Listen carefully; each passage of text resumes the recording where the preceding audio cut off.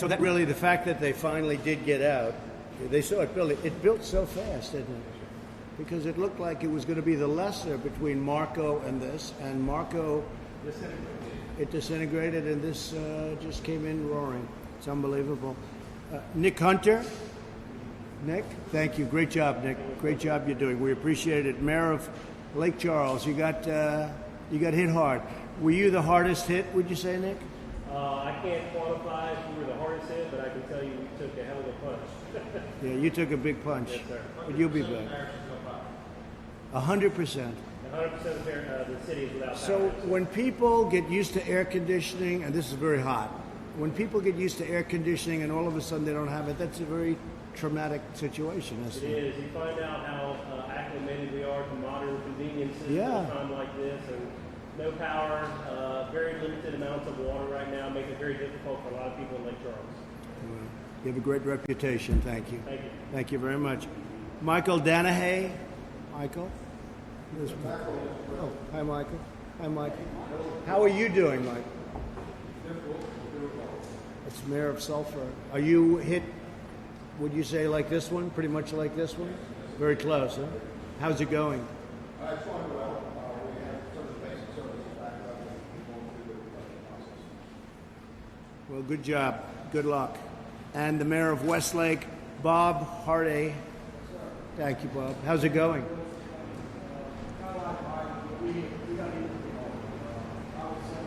Similar.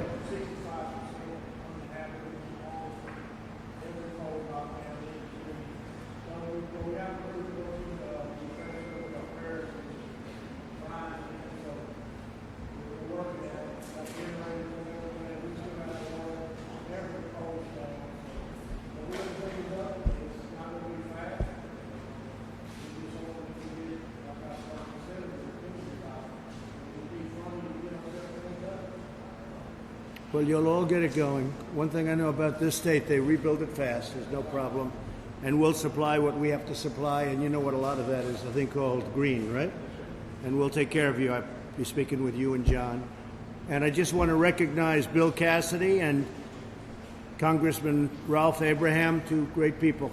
And Bill's going through a problem, and I hope Ralph is fine, right? Ralph is fine. And Bill is going through a problem, but I spoke to him the other day, and it sounds like he's doing well. And he's been, along with John, a terrific senator. So Hurricane Laura was a Category 4 storm, and it was actually, for a little while, a 5. It was up to 175, almost 180 miles an hour. Few people have ever even heard of that, with winds. Currently, when it came in, it was at 150 miles per hour at landfall, damaging thousands of homes and causing hundreds of road blockages and major power outages. And I heard, I think this is correct, that it was the most powerful storm coming in and hitting your land in 150 years. Yes, sir. Coming in. And that's assuming the measure was right. Yeah, you don't know. How did they do it? They put their finger up, right? I just visited the Cajun Navy and the Relief Center. They're fantastic. I want to thank the pastors. And we had a great pastor just gave us a little prayer, and he didn't choke. He gave a great prayer, I'll tell you. He got up there and he just gave it. I've seen some didn't quite get it out as nicely, but he did a fantastic job. And I want to thank all of the pastors across the state, people of faith across the state who have been helping families and communities recover. Before the storm struck, I approved an emergency declaration under the auspices of John and John Bell. We had a very quick one. I would say you got that almost immediately. Wouldn't you say, John? Like before the storm got here, you had your emergency. We knew what was coming. Thank you, Mr. President. Yeah, thank you, John. But we got it very quickly, and we're going to be discussing some other things in a little while. Yesterday, I approved a major disaster declaration that helps individuals and business owners, which is a little bit different, but it goes right to the individual. And I've signed that already, and so you're all set to go on that. FEMA has delivered 2.6 million liters of water and 1.4 million meals, and that's a lot of meals. So you're pretty busy, I guess, Pete, right? That's incredible. Great job. Your people are incredible. You know, I haven't had, and Pete's done this now for a long time, but I haven't had one complaint with all of the storms we've had in Texas and here, and I haven't had One complaint. So you've done a hell of a job, Pete. Thank you. Pete Gaynor, everybody. Don't hire him away, please. You know, private enterprises look and they say, hey, let's go take him away. Don't let him leave, John, please. All right? Is that all right? He's the best. We're also assisting state and local officials to restore water to roughly 180,000 residents and to protect energy infrastructure. I want to thank the men and women of FEMA and the first responders and the law enforcement, which we love and we cherish and are doing a fantastic job and don't get the kind of recognition that they should get, but actually they do because the people love them, right? The people love them, and we appreciate our law enforcement. Our hearts go out to the families who have lost loved ones. What is the number, would you say, John, right now? We've lost a dozen because of this storm. Amazing. Well, it's a tremendous number, but you were thinking they could have been a lot worse. Yes, we had the flood surge come in. Yeah. With the wind damage. Amazing. Much. Amazing. So 15 years ago this week, Louisiana was devastated by Hurricane Katrina. Katrina seems to be the standard. It seems to be the one that's 15, is it actually today? 15 years ago today. And whether you come from Louisiana or Fifth Avenue in New York City, you know all about Katrina, right?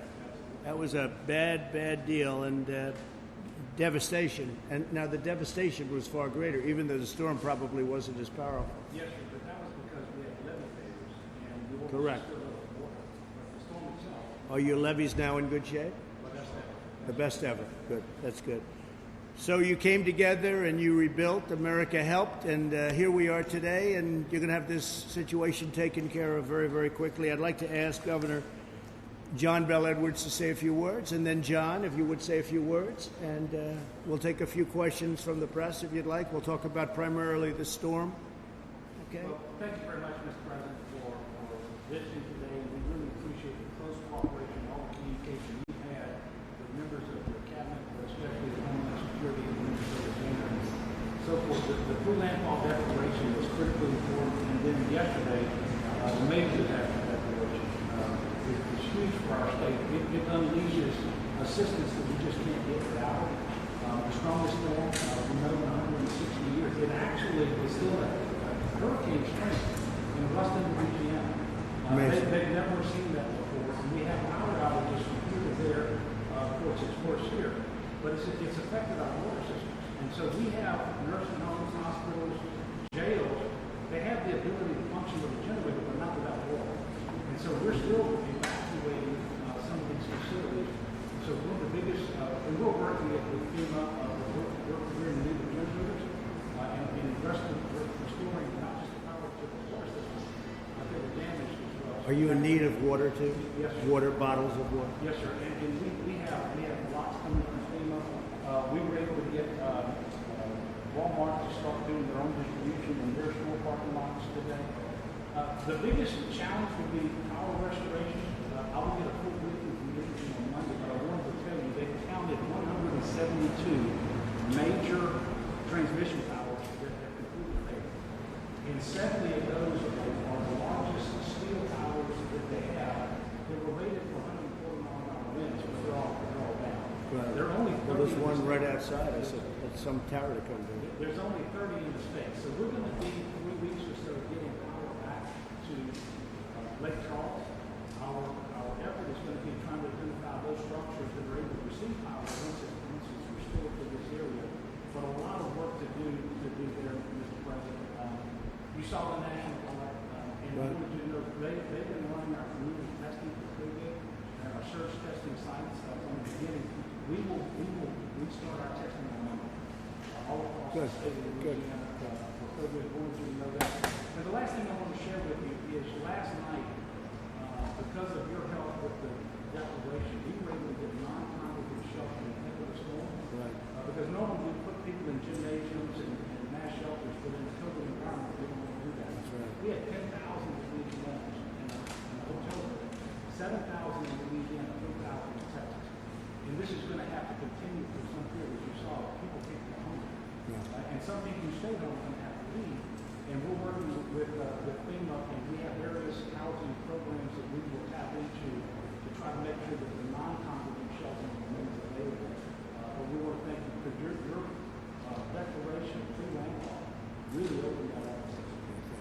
You know, when you think of it, Louisiana's been through a lot with the COVID and with this, a couple of other things, and Unfortunately, you have all done a very good job. most cases are capital. Is that right? You've done a great job. You've done a great job. Thank you very much. And Nick, I'm going to come back and find out at the end of 3 weeks how popular you are. Yes, sir. Well, this will definitely be a big test. This is a big test, Yes, sir. but you're going to be very good. You may be very much better if you could be so. If you could be better, which I doubt. Thank you. John, please say a few words. John Kennedy. Mr. President, a lot of Washington politicians would not be here right now. A lot of presidents wouldn't be here right now. With an election 3 months away. And let's don't kid each other. We don't care in Louisiana. It's a question of whether you cared more this time than last time. And I think we'll do better this time. Did pretty good last time. Did good. We did good. But you came here. And you never know how much that means to us. I don't know why bad things happen to good people. If I make it to heaven, I'm going to ask. But this is really bad. And it hurt a lot of people. And these are our people. Yeah. Our people. These are people who get up every day, they go to work, they pay the law, they pay their taxes, they try to do the right thing by our kids. We're going to need help. And I know that's not all their job. I got to do my heavy lifting, and Steve and Garrett and Mike and Dr. John Fleming, and we got to get conference to go along, but we need you back. We owe the public. Louisiana is tough as a pine mine. But this one hit us quick. We toured it. You know, John Bell has. John Bell and I are working together on this. We're going to be joined at the end. We both been over in a helicopter from Bray to Deer Park, as you know. So thank you for your help in doing anything. You didn't have to be here today. A lot of politicians have been in Wisconsin. You came here. And that says a whole lot about you as a person. Not one thing. Or they would have been in a basement. So, You said that. They didn't hear that. so you know, if anybody would like to make a statement, Steve, would you like to make a statement? I just want to thank you, John, for coming here. You know, where you just came from, where we were at, where the Relief Center operations. We saw this after Hurricane Katrina. You had people just come together, neighbors help neighbors. Cajun Navy, which is something that has developed over the last few years of just a bunch of people that are Cajuns from around this area, and they know that we have tough times. And we're resilient people, and they help everybody else, and they're showing up. The pastors, the faith-based groups, you met Pastor Schumacher, who said Yeah, wonderful right. prayer. That's right. The faith-based groups have come together after Katrina when there were difficulties getting relief. It was the faith-based groups that got in first, and now we've got such great coordination between FEMA administrators. FEMA's been great, making sure that we get everything we need. I know Secretary Wolf reached out as well before the storm. The governor's been on top of this, but you getting that declaration quickly helped us to prepare. These are tough, resilient people. They're going to fight to rebuild, but knowing that the federal government's got their back means everything. And we do, So thank you Steve. for coming. And we do have their back. Mike Johnson, would you want to say something? I want to echo what's been said, Mr. President. The impact of this storm came off the coast and hit our friends here really hard. It went all the way up the whole map of the state. And we have residents and citizens all the way up to the north central part of the state that are equally affected in many ways. And so they're grateful that you're here. I have thousands of constituents and people who want me to tell you how much they appreciate the attention that you're giving to our state. All right. And I always we're will. I always will. Fellas, anybody? Clay Higgins, this is Clay Higgins' district. I know he's been Let's go. active from day one. Clay, go ahead, please. Mr. President, I cannot describe how meaningful it is to be here today for the people that I'm honored to serve. I was born in 1961. I've lived through many powerful hurricanes, and I've never seen one hit this hard, this fast. And this community is resilient and strong, and yes, we will rebuild. We're going to have to stand together strong with our federal partners and state and local government. It's been amazing to observe the interaction and the cooperation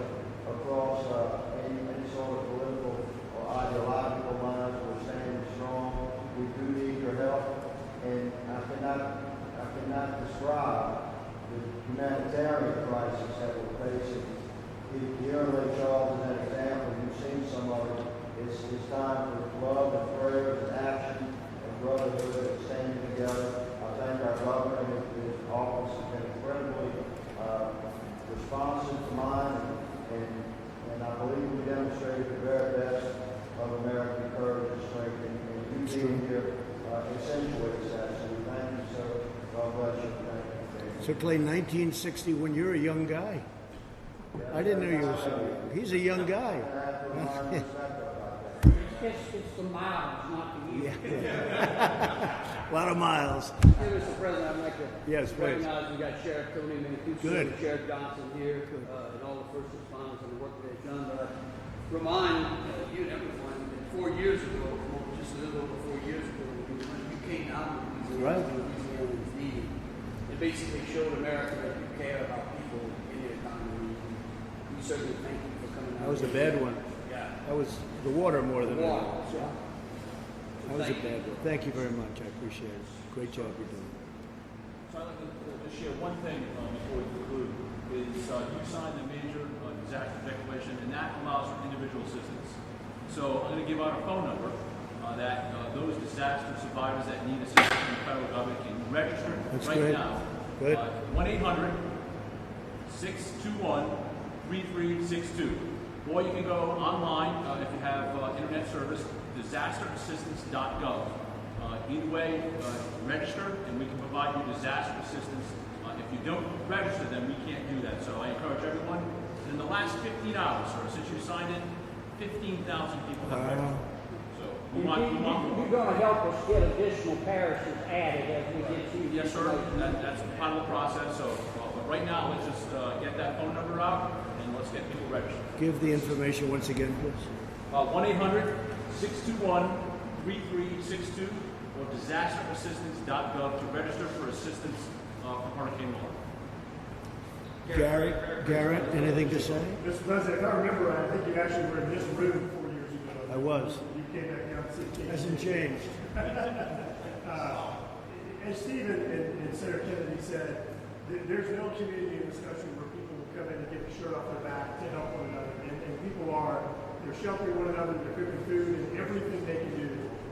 But as the mayor and others know, no electricity, no water, there's a certain level of things that are really going to require the government's help. And we do appreciate you coming back down. We appreciate you being here. We really are going to need some help with that. And one last thing, we're asking all these people to come back and rebuild.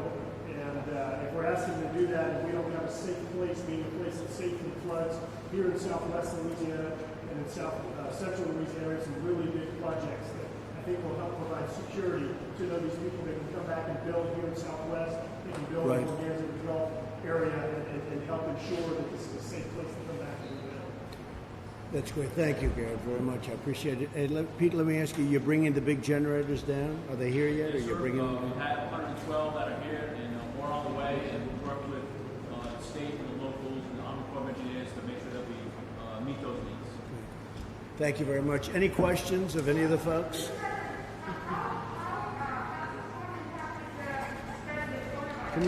Could you possibly take that off, because I can't hear you. How's the storm impacting the spread of the coronavirus? We know the National Guard was employed to help with the pandemic, but now it will be deployed for this. Well, they're doing a very good job down here with respect to that, and even pre-storm, but I'll ask John Bell to say a few words about that, John. Well, thank you. Obviously, we didn't like losing much of this past week with our community-based testing. We're still reporting more than 10,000 tests a day, but on Monday we will resume our community and surge testing across the state of Louisiana using the National Guard. Of course, our hospitals and clinics continue to test every single day, but we don't like not testing. We're going to turn that back on Monday, which is why we have all 6,200 National Guardsmen mobilized today, is because they're doing the cleanup, they're cutting the trees down, they're distributing food and water and ice and tarps. They're managing warehouses, they're delivering generators, and on Monday they're going to start testing as well. So I appreciate the question, but we're going to get right back on. Mr. President, when is your administration turning on the EPA air monitors to check for toxic chemicals coming from some of the refineries and chemical plants around the area? Chad, you want to answer that question? Is that something that you're tracking?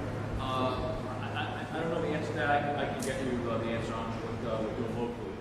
Well, I can tell you that we had the EPA on the ground on Friday.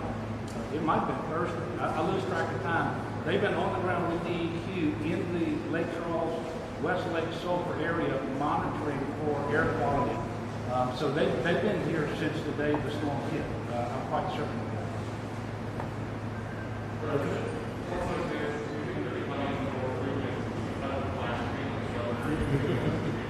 You're going to have to take it. Go ahead, just take it over.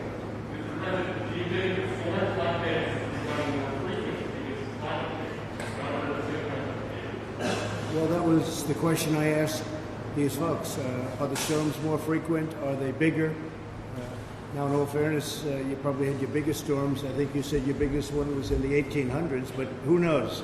Who knows? It might have been a very small storm by comparison, right? There's no way of really understanding that or knowing that. But look, the area's been a storm area. There are tremendous advantages to being here. People love it. That's why they would never leave. They wouldn't even think about leaving. One thing I've met a lot of people, not one person would even think about it. I think if they ever even suggested it, that would be the end of them, right? So this is home. This is home. John, would you like to answer that question? They're talking about the storms and frequency. Do you see a difference?